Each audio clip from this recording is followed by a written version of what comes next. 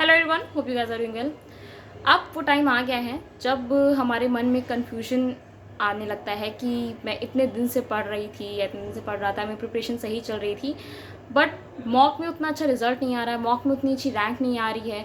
जो टॉपिक्स मैंने बहुत अच्छे से पढ़ रखे थे वो भी मैं बार बार भूल जा रही हूँ या भूल जा रहा हूँ। मेरा सिलेबस कवर हो गया है, पूरा ख़त्म हो गया है, मैं एक बार रिवाइज़ भी कर चुकी हूँ, तब भी मैं क्वेश्चंस नहीं अटेम्प्ट कर पाती हूँ मॉक टेस्ट में और मेरे से गलत हो जाते हैं, मैं चीज़ें याद नहीं रख पा रही हूँ। तो क्या मैं इस बार क्रैक कर पाऊँगी कि नहीं, क्या मुझे ड्रॉप ले लेना चाहिए?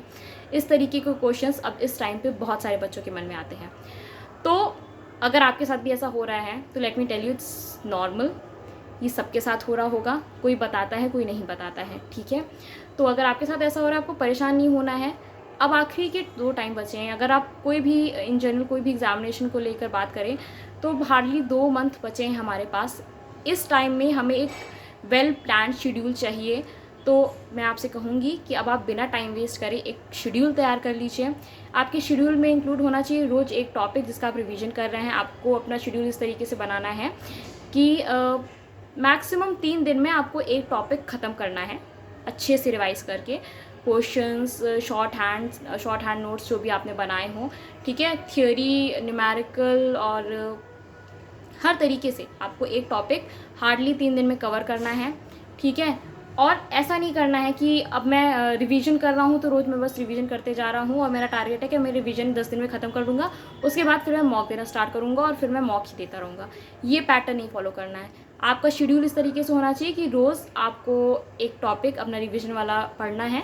2 दिन लग रहा है किसी टॉपिक को तो 2 दिन में ख़त्म कीजिए, 3 दिन लग रहा है तो 3 दिन में ख़त्म कीजिए।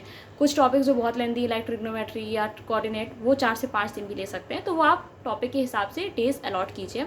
बट आपको रिवीजन के साथ साथ मॉक भी डेली देने हैं। आपकी प्रैक्टिस में, आपके शेड्यूल में मॉक बहुत इंपॉर्टेंट रोल प्ले करता है। मॉक को छोड़ना नहीं है, कंटिन्यूसली आपको मॉक टेस्ट देते जाने हैं। डेली आपको एक मॉक देना है, उसके एनालिसिस करना है, जो आपने मॉक टेस्ट दिया है उसके आंसर कीज कलेक्ट करने हैं, ठीक है। ये इसलिए करना है क्योंकि ऐसा होता है, आपने आज एक टॉपिक रिवाइज़ किया, अब आज आपको बहुत अच्छे से समझ में आ रहा है। अब अगर आप अगले 10 दिन तक उस टॉपिक का कोई क्वेश्चन छुएंगे नहीं, कोई क्वेश्चन नहीं लगाएंगे, तो क्या होगा, वो टॉपिक आप फिर से भूल जाएंगे। 10 दिन बाद जब आपका सिलेबस पूरा रिवीजन खत्म होगा, वो टॉपिक फिर से भूल जाएंगे।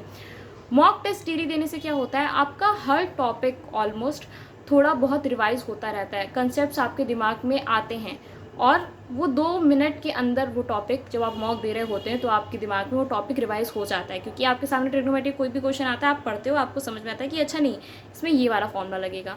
तो अब आपके दिमाग में अगर ये आ गया है कि ये वाला फॉर्मूला लगेगा, तो वो तभी आया है जब आपके दिमाग में बाकी सारी चीज़ें प्ले हो चुकी हैं कि अच्छा ये नहीं होगा, ये नहीं होगा, ये नहीं होगा, ये होगा।